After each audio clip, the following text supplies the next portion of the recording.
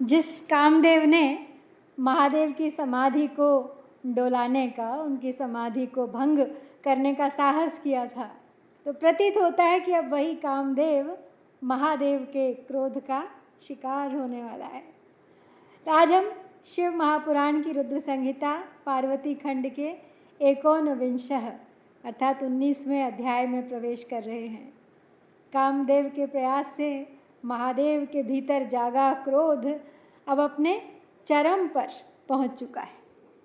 भगवान शिव के नेत्र से निकली प्रचंड ज्वाला कामदेव को भस्म कर देती है और फिर उसके बाद रति का विलाप, देवताओं की व्याकुलता और महादेव से पुनः उसे जीवन दान देने की प्रार्थना। तो ये अध्याय हमें शिव के वो दोनों ही रूप दिखाता है, जहाँ वो रौद्र भी हैं और करुणा की मूर्ति भी। दोनों ही स्वरूपों का दर्शन हो जाता है। तो क्या कामदेव का अंत वास्तव में हो गया, और क्या महादेव अपने क्रोध के बाद करुणा का वरदान दे पाए? आइए श्रद्धा के साथ सुनते हैं इस अत्यंत मार्मिक और निर्णायक प्रसंग को।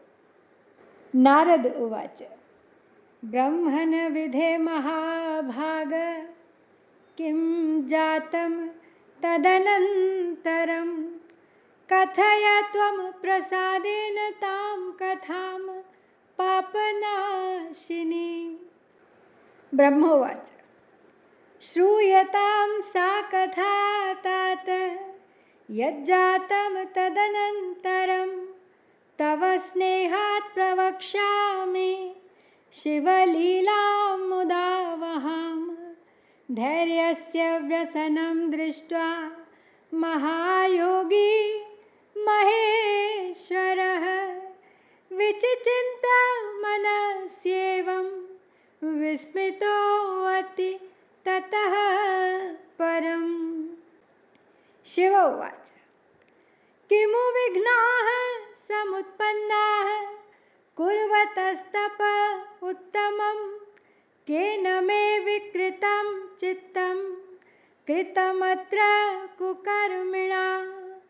कुवर्णनं मया प्रीत्या परस्त्रियुपरि वै कृतं जातो धर्मविरोधो अत्र श्रुतिसीमा विलंघिता।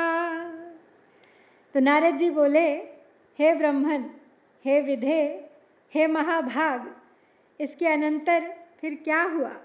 आप मुझ पर दया कर इस पाप को विनष्ट करने वाली कथा का पुनः वर्णन कीजिए। तो ब्रह्मा जी बोले, हे तात, इसके बाद जो हुआ, अब आपकी इच्छा है तो सुनिए, मैं सुनाता हूँ आपको वो सब वृत्तांत। मैं आपके स्नेहवश आनंददायक उस शिवलीला का अवश्य वर्णन करूँगा हे नारद। तो उसके बाद महायोगी महेश्वर अपने धैर्य के नाश को देखकर अत्यंत विस्मित हो मन में इस प्रकार विचार करने लगे। शिवजी बोले, मैं तो उत्तम तपस्या कर रहा था, उसमें विघ्न कैसे आ गया? किस कुकर्मी ने यहाँ मेरे चित्त में विकार पैदा कर दिया है? मैंने दूसरे की स्त्री के विषय में प्रेम पूर्वक निंदित वर्णन किया, ये तो धर्म का विरोध हो गया और शास्त्र मर्यादा का उल्लंघन हो गया। ब्रह्मोवाच विचिन्त्येत्थं महायोगी परमेशः सतां गतिः दिशो विलोकयामास परितः शङ्कितस्तदा। वामभागे स्थितं कामं ददर्शाकृष्टबाणकं स्वशरं क्षेप्तु कामं हि गर्वितं मूढचेतसं। तं दृष्ट्वा तादृशं कामं किरीशस्य परात्मनः सञ्जातः क्रोध सम्मर्दस्तक्षणादपि नारद। कामः स्थितो अन्तरिक्षे साधित्वा तत् सशरं धनुः चिक्षेपास्त्रं दुर्निवारममोघं शङ्करे मुने बभूवामोघमस्त्रं तु मोघं तत्परमात्मनि समशाम्य ततस्तस्मिन् संक्रुद्धे परमेश्वरे मोघीभूते शिवे स्वे अस्त्रे भयमापाशुमन्मथः चकम्पे च पुरः स्थित्वा दृष्ट्वा मृत्युञ्जयं प्रभुं सस्मार त्रिदशान् सर्वान् शक्रादीन् भयविह्वलः सस्मरो मुनिशार्दूलः स्वप्रयासे निरर्थके कामेन सुस्मृता देवाः शक्राद्यास्ते मुनीश्वर आययुः सकलास्ते हि शंभुं नत्वा चतुष्टुवुः। तो ब्रह्मा जी बोले, तब सज्जनों के एकमात्र रक्षक महायोगी परमेश्वर शिव इस प्रकार विचार कर शंकित हो संपूर्ण दिशाओं की ओर देखने लगे। इसी समय वाम भाग में बाण खींचे खड़े हुए काम पर उनकी दृष्टि पड़ी। वो मूढ़ चित्त मदन अपनी शक्ति के गर्व से चूर होकर पुनः अपना बाण छोड़ना ही चाह रहा था। यह नारद उस अवस्था में काम पर दृष्टि पड़ते ही परमात्मा गिरीश को तत्काल क्रोध उत्पन्न हो गया और इधर आकाश में बाण सहित धनुष लेकर खड़े हुए काम ने भगवान शंकर पर अपना दुर्निवार तथा अमोघ अस्त्र छोड़ दिया।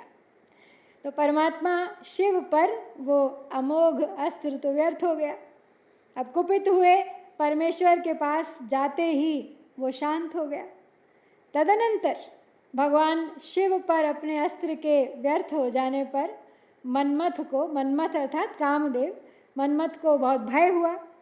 भगवान मृत्युंजय को देखकर उसके सामने खड़ा होकर वो कांप उठा। तो हे मुनिश्रेष्ठ, वो कामदेव अपने प्रयास के निष्फल हो जाने पर भय से व्याकुल होकर इंद्र आदि सभी देवताओं का स्मरण करने लगा।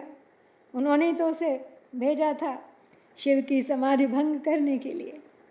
तो हे मुनीश्वर, कामदेव के स्मरण करने पर वे इंद्र आदि सब देवता वहाँ आ गए और शंभु को प्रणाम कर उनकी स्तुति करने लगे, उन्हें मनाने का प्रयास करने लगे। शंभु के क्रोध को शांत करना भी तो सरल नहीं है।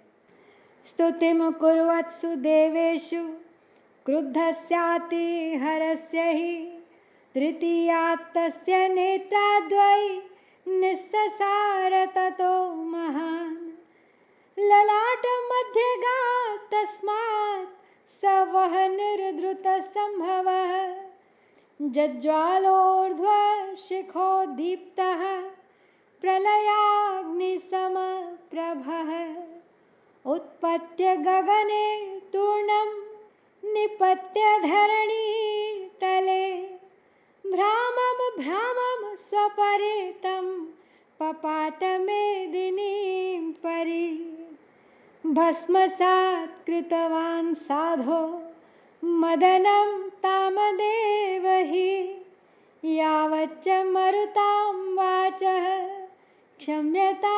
क्षम्यतामिति हते तस्मिन् स्मरे वीरे देवा दुःखमुपागताः रुरुदुर्विह्वलाश्चाति क्रोशन्तः किमभूदिति श्वेतांगा विकृतात्मा च गिरिराजसुता तदा जगाम मंदिरं स्वं च समादाय सखीजनं क्षणमात्रं रतिस्तत्र विसंज्ञा साभवत् तदा भर्तृमृत्युजदुःखेन पतिता सा मृता इव जातायां चैव संज्ञायां रतिरत्यन्तविह्वला विललाप तदा तत्रोच्चरन्ति विविधं वचः।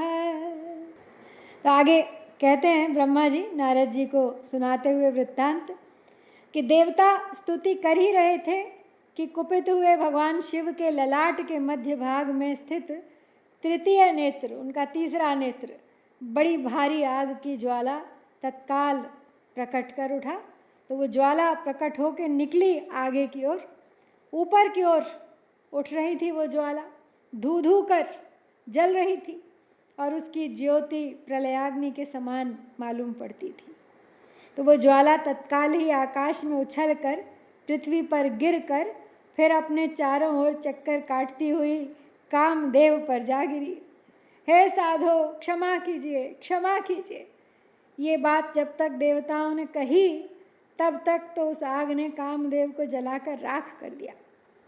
उस वीर कामदेव के मारे जाने पर देवताओं को बड़ा दुख हुआ। वो व्याकुल होकर ये क्या हुआ इस प्रकार कहकर जोर जोर से चीत्कार करते हुए रोने बिलखने लगे। उस समय घबराई हुई पार्वती का समस्त शरीर सफ़ेद पड़ गया और वे सखियों को साथ लेकर अपने भवन को चली गईं। कामदेव के जल जाने पर रति वहाँ क्षण भर के लिए अचेत हो गई और पति के मृत्यु जनित दुख से वो बिल्कुल मरे हुए की भांति पड़ी थी वहाँ ज़मीन पर। अब थोड़ी ही देर में चेतना आने पे अत्यंत व्याकुल होकर रति उस समय तरह तरह की बातें कहती हुई विलाप करने लगी। रतिरुवाच किं करोमि क्व गच्छामि किं कृतं दैवतैर्यः मत्स्वामिनं समाहूय नाशयामासुरुद्धतं हा हा नाथ स्मर स्वामिन् प्राणप्रिय सुखप्रद इदं तु किमभूदत्र हा हा प्रिय प्रियेति च। ब्रह्मोवाच इत्थं विलपति सा तु वदन्ति बहुधा वच हस्तौ पादौ तदा स्फाल्य केशानत्रोटय तदा तद्विलापं तदा श्रुत्वा तत्र सर्वे वनेचराः अभवन् दुःखिताः सर्वे स्थावरापि नारद। एतस्मिन्नन्तरे तत्र देवाः शक्रादयो अखिलाः रतिमुचुः समाश्वास्य संस्मरन्तो महेश्वरम्। देवा ऊचुः किञ्चित् भस्म गृहीत्वा तु रक्षयत्नात् भयं त्यज जीवयिष्यति स स्वामी लप्स्यसे त्वं पुनः प्रियं सुखदाता न कोऽप्यस्ति दुःखदाता न कश्चन सर्वोऽपि स्वकृतं भुक्ते देवान् शोचसि वै वृथा। तो रति बोली अब दुखी होके विलाप करते हुए कि मैं क्या करूं, कहाँ जाऊं, देवताओं ने ये क्या किया, मेरे उद्धत स्वामी को बुलाकर उन्होंने उन्हें नष्ट करा दिया। हाय हाय हे नाथ, हे स्मर, हे स्वामिन, हे प्राण प्रिय, हे सुखप्रद, हे प्रिय, ये यहाँ क्या हो गया। तो ब्रह्मा जी बोले कि इस प्रकार रोती बिलखती और अनेक प्रकार की बातें कहती हुई रति हाथ पैर पटक कर सिर के बालों को नोचने लगी। तो ये नारद उस समय उसका विलाप सुनकर वहाँ रहने वाले समस्त वनवासी तथा सभी स्थावर प्राणी भी दुखी हो गए। इसी बीच इंद्र आदि समस्त देवता महेश्वर का स्मरण करते हुए रति को आश्वस्त करके उससे कहने लगे। देवता बोले, थोड़ा सा भस्म लेकर उसे यत्नपूर्वक रखो और भय छोड़ दो। वे स्वामी महादेव जी कामदेव को जीवित कर देंगे और तुम पति को पुनः प्राप्त कर लोगी। कोई न सुख देने वाला है और न कोई दुख ही देने वाला है। सब लोग अपनी करनी का फल भोगते हैं। तुम देवताओं को दोष देकर व्यर्थ ही शोक करती हो। ब्रह्मोवाच इत्याश्वास्य रतिम देवाः सर्वे शिवमुपागताः सुप्रसाद्य शिवं भक्त्या वचनं चेदम् अब्रुवन्।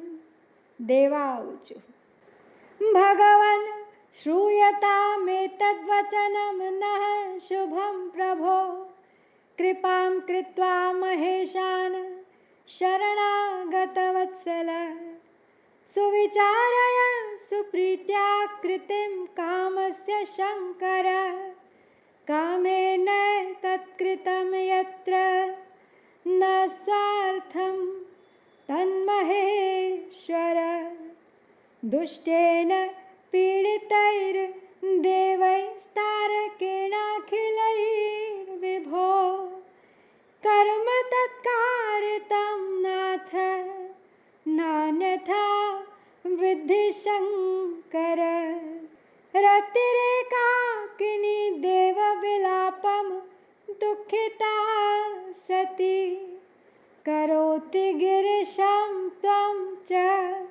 तामाश्वासय सर्वदा संहारं कर्तु कामोऽसि क्रोधेनानेन शङ्कर दैवतैः सह सर्वेषां हतवांस्तं यदि स्मरम् दुःखं तस्या रतेर्दृष्ट्वा नष्टप्रायाश्च देवताः तस्मात् त्वया च कर्तव्यं रत्याः शोकापनोदनम्।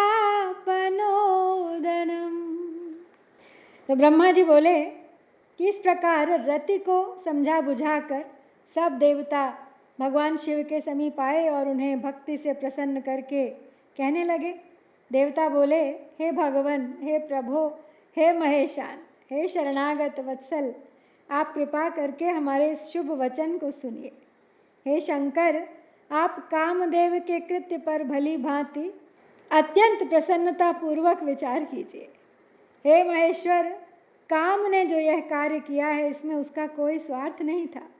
हे विभो, दुष्ट तारकासुर से पीड़ित हुए सब देवताओं ने मिलकर उससे ये कार्य कराया है। हे नाथ, हे शंकर, इसे आप अन्यथा न समझें। सब कुछ प्रदान करने वाले हे देव, हे गिरीश, साध्वी रति अकेली अति दुखी होकर विलाप कर रही है।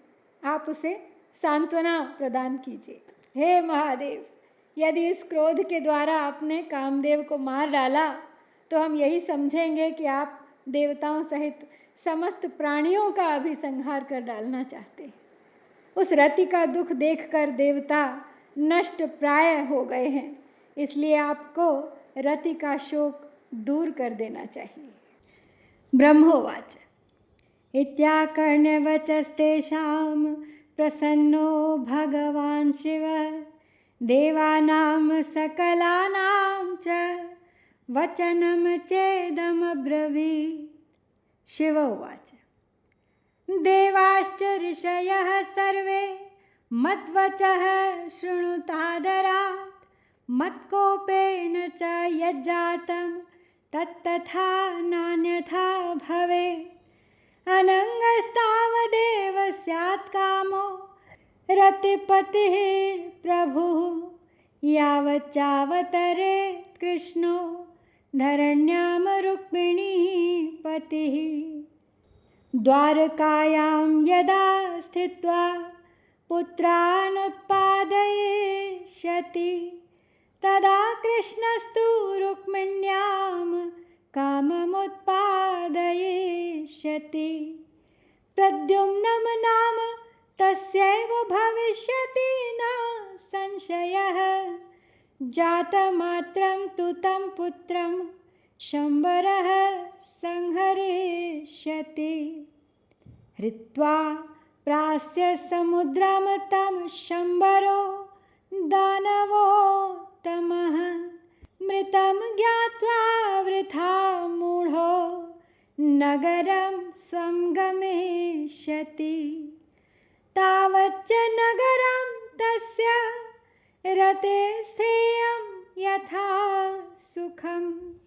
तत्रैव स्वपतेः प्राप्तिः प्रद्युम्नस्य भविष्यति।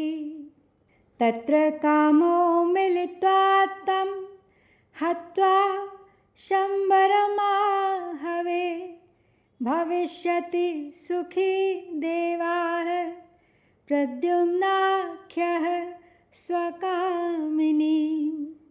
तदीयं चैव यद्द्रव्यं नीत्वा स नगरं पुनः गमिष्यति तया सार्धं। देवाः सत्यं वचो मम। तो ब्रह्मा जी बोले, हे नारद, उन संपूर्ण देवताओं का ये वचन सुनकर भगवान शिव प्रसन्न हो गए और कहने लगे। शिव जी बोले, हे देवताओं और ऋषियों, आप सब अब आदरपूर्वक मेरी बात सुनो। मेरे क्रोध से जो कुछ हो गया है, अब वो तो बदल नहीं सकता, अन्यथा हो नहीं सकता। जो हो गया वो हो गया। तथापि रति का शक्तिशाली पति कामदेव तभी तक अनंग रहेगा जब तक रुक्मिणी पति श्री कृष्ण का धरती पर अवतार नहीं हो जाता। जब श्री कृष्ण द्वारका में रहकर पुत्रों को उत्पन्न करेंगे, तब ये रुक्मिणी के गर्भ से काम को भी जन्म देंगे। उस काम का ही नाम उस समय प्रद्युम्न होगा, इसमें संशय नहीं है। उस पुत्र के जन्म लेते ही शंबरासुर उसे हर लेगा। हरण करके दानव श्रेष्ठ मूर्ख शंबर उसे समुद्र में फेंक कर और उसे मरा हुआ जानकर वृथा ही अपने नगर को लौट जाएगा। तो हे रते, तुम्हें उस समय तक शंबरासुर के नगर में सुखपूर्वक निवास करना चाहिए। वहीं पर तुम्हें अपने पति प्रद्युम्न की प्राप्ति होगी। तो हे देवताओं, वहाँ युद्ध में उस शंबरासुर का वध करके कामदेव अपनी पत्नी को प्राप्त करके सुखी होगा। तो हे देवताओं, प्रद्युम्न नामधारी वह काम शंबरासुर का जो भी धन होगा उसे लेकर उस रति के साथ अपने नगर में जाएगा। और देखना, मेरा ये कथन सर्वथा सत्य होगा। ब्रह्मोवाच इति श्रुत्वा वचः शम्भोर्देवा ऊचुः प्रणम्य तं। किञ्चिदुच्छ्वसिताश्चित्ते करौ बद्ध्वा नताङ्गकाः। देवा ऊचुः, देवदेव महादेव करुणासागर प्रभो। शीघ्रं जीवय कामं त्वं रक्ष प्राणान् रतेर्हर। ब्रह्मोवाच इत्याकर्ण्यामरवचः प्रसन्नः परमेश्वरः। पुनर्बभाषे करुणासागरः सकलेश्वरः। शिव उवाच हे देवाः, सुप्रसन्नोऽस्मि जीवयिष्यामि चान्तरे। कामः स मद्गणो भूत्वा विहरिष्यति नित्यशः। नाख्येयमिदमाख्यानं कस्यचित् पुरतः सुराः। गच्छतः स्वस्थलं दुःखं नाशयिष्यामि सर्वतः। ब्रह्मोवाच इत्युक्त्वान्तर्दधे रुद्रो देवानां स्तुवतां तदा।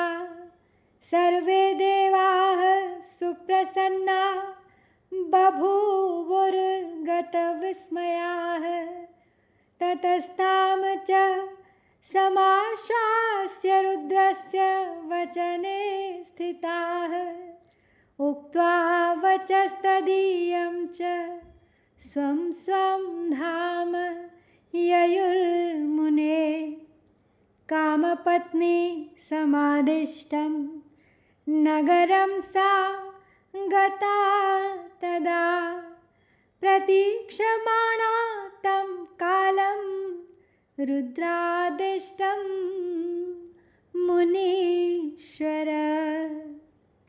तो ब्रह्मा जी बोले नारद जी से आगे सुनाते हुए वृत्तांत कि शिव जी की ये बात सुनकर देवताओं के चित्त में कुछ उल्लास हुआ और वे सिर झुकाकर उन्हें प्रणाम करके दोनों हाथ जोड़कर उनसे कहने लगे।